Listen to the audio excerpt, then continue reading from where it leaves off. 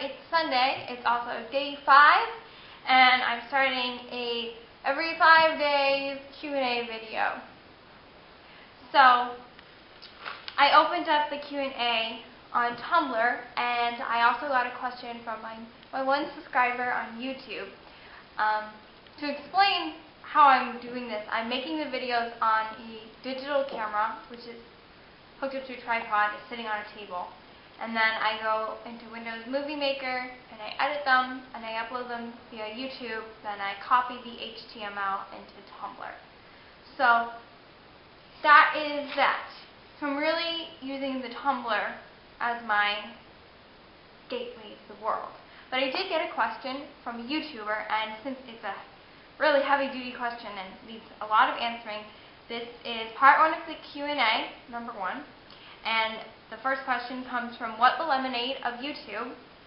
And she asks, I do have a question for you, and I don't mean to sound harsh, but you got sick in this environment, so what are you going to do to make that same environment capable of recovery? This is a loaded question, so it does deserve its own video.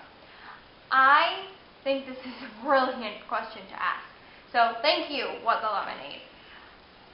First of all, I did get sick in this environment. I also got sick in this environment 10 years ago. So this environment has been changing, and so has my disorder.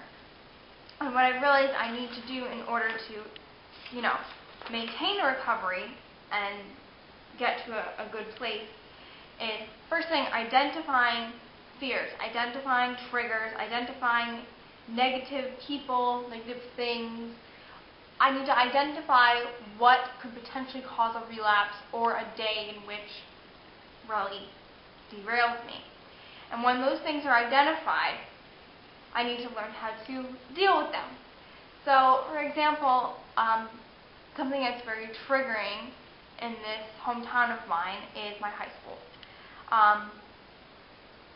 I never went back after high school to visit because I didn't want to go there. I didn't want to step back in there. And I'm also learning another place that's very triggering is one of the universities in town that I used to attend. So clearly, don't go there. Problem solved. Some triggers are a little harder. There are people that trigger me. There are events that trigger me. There are things that happen within events, people that show up unexpected that create anxiety, that could create something even worse. And that is called life. That's what I need to work on coping through. For example, I'm at a party with some good friends, somebody who walks in that I don't like, I don't get along with, they make me nervous, possibly they hurt me in the past. I need to know that I have the strength to pick myself up and leave a situation. Getting very comfortable being with myself, and that's really going to help me keep this kind of plan in action. I also have a sanctuary that I'm creating. I am writing a post that will be published after this video about moving back into a safer home, creating that sanctuary, a place where I can go to debrief myself, just to relax. Having a safe place is very important. Access to a vehicle, also very important for me.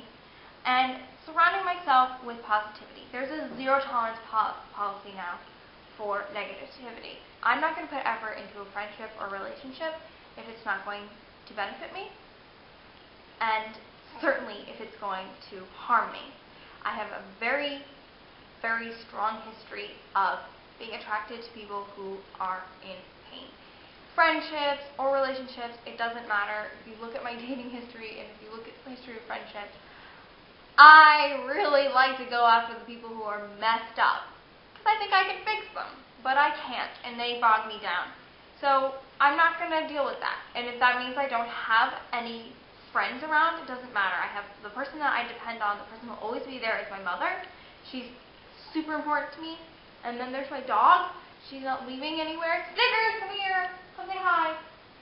She's coming. You probably won't be able to see her, but that's what's important to me. Zero tolerance policy. Zero tolerance policy for negativity, and just keeping open communication.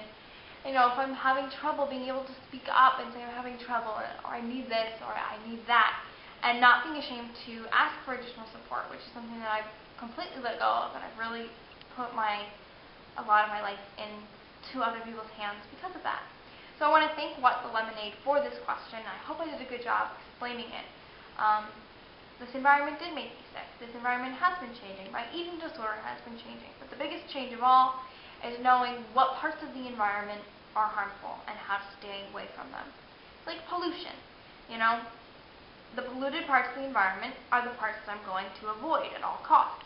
There will be times when I'm having to breathe in the smog, but I will be able to plow through and just keeping my head on my shoulders and going, this too shall pass. So thank you for the first question, and be sure to tune in a little later on for the questions from my Tumblr followers, which are more lighthearted. I'm looking at some of them, and they make me laugh, and also very good, very insightful, and I look forward to more of these. I hope everyone's having a great weekend, and tune in, I don't know, an hour or so for that one. Again, thanks to What the Lemonade of YouTube for that really specific and brilliant question. Thank you.